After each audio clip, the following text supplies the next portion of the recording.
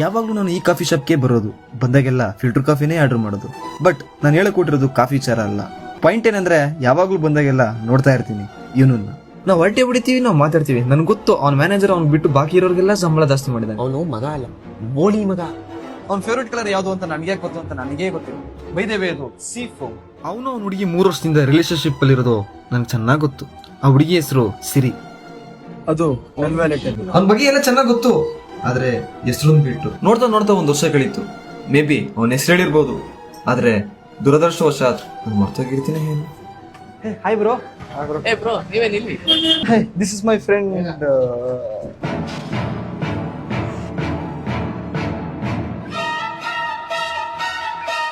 ಏ ಬ್ರೋ, ನೀವ್ ವಿಪ್ರೋದಲ್ವಾ ಕೆಲಸ ಮಾಡೋದು? ಏ ಬ್ರೋ, ನೀವು ಅಲ್ಲಿ ಅಲ್ವಾ ಕೆಲಸ ಮಾಡೋದು?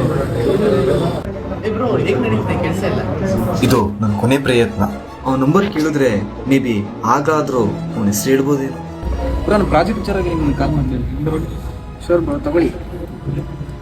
454533336766.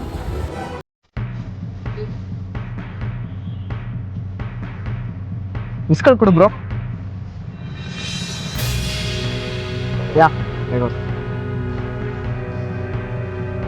ಹೌದು, ಈ ಹೆಸರೇನು ಬ್ರೋ?